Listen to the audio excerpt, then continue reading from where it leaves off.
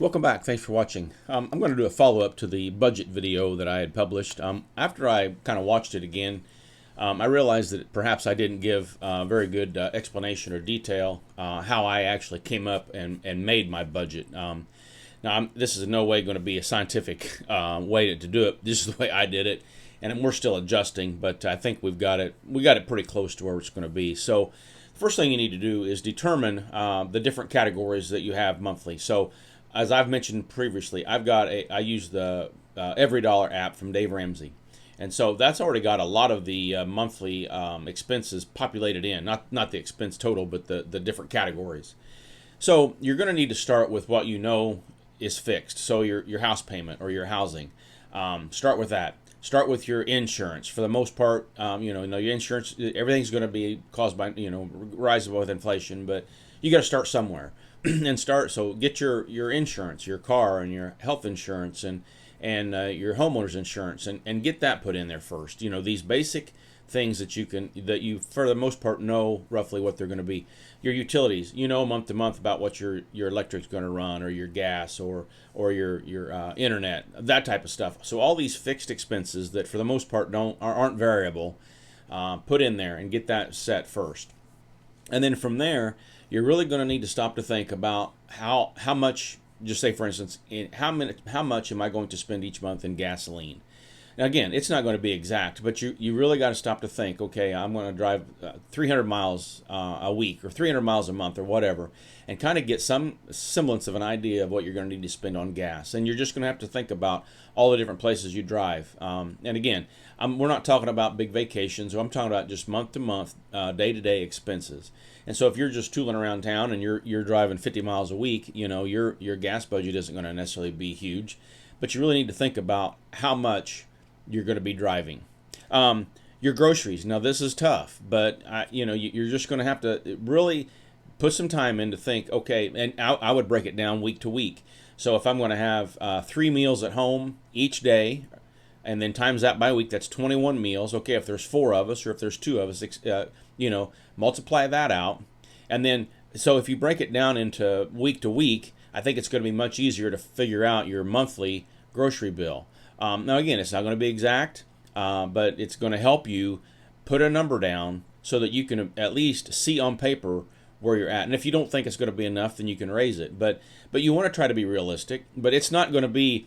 You're not going to be able to get these numbers down, and it's going to be perfect. And so if you're going in and making a budget thinking that it's going to be right on, you're stressing over it too much. But I think you just need to put some thought into it to see. Okay, I'm going to have 21 meals a week at home for two people, so that's 42 meals a week.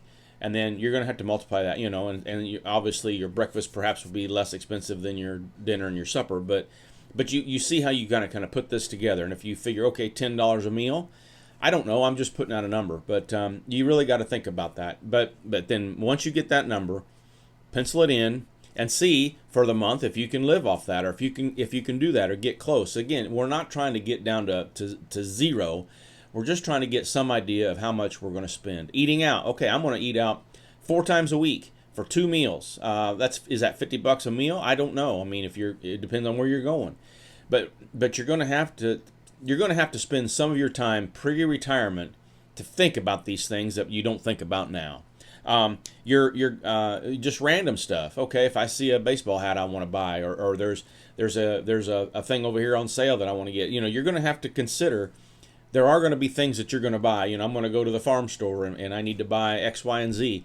You're going to have to stop and think about that. And again, I think you need to have enough fat built into your budget that you're not stressing over every little purchase. But you do need to have your budget dialed in enough to where you are following it and you're trying to stick with it. Again, you don't want to minimize your every day-to-day life. You want to be able to live your life in retirement the way you do while you're working. And if that means you have to work another year, well, you're going to have to work another year. But I think that if you get your budget dialed in and really try to use it for a month or two to see how it's working, I think you'll find that it's going to be easier for you to decide that you have enough money to retire.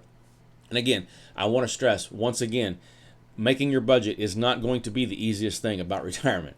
It may be one of the most difficult, but if you spend time thinking it through, every detail, everything, all these categories, I think you're going to be able to see it on paper or, on the app, and you're going to understand where you are. But if you just got this number in your mind and you've not really sat down to try to detail out each category, I think you're just going to be spinning your wheels. So take the time, think it through, work it out, and if you're having trouble, run it by someone else. I mean, I think sometimes we may be embarrassed, or we may not want to share some of this information with others. I'm not giving you my dollar amounts, but if you're really struggling with it that much, then perhaps you need to go over it with somebody. But I think it's the hurdle of putting the effort in to actually sitting down and making it.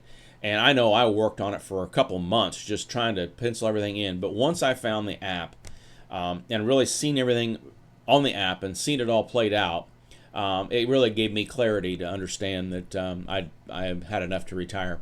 Now, again, everything's not perfect, and there's going to be months where we're going to probably overspend, but there's going to be months where we underspend. So don't think that having a budget, this is it, and by golly, we can't spend any more, or But try to be realistic, and I can't give you percentages because everyone's different. But I think if you take the time, and again, I'm using the Every Dollar app from Ramsey Solutions. You find an app or a budgeting software that you want to use. That's what I chose, and I really think if you take the time to work on it, then I think you're going to get a lot more clarity when it comes to when you can retire or have a successful retirement. So anyway, I hope that helps. I probably should have included all this in my prior video about my personal budget, but just something I guess I missed or I didn't think about at the time. And I'm trying to keep my videos, between 5 and 8 minutes. So that may have been a 15-minute video. So anyway, I want to remind you I have a phone number, 618-608-0152, if you want to get a hold of me there for something you want to talk about privately that you may not want to share publicly. But you can reach out to me there. I'll get a hold of you. And we can have a conversation if you feel that would be most comfortable for you. But anyway, with that, I'll close. I'll say God bless. Thanks for watching, and I'll see you in the next video.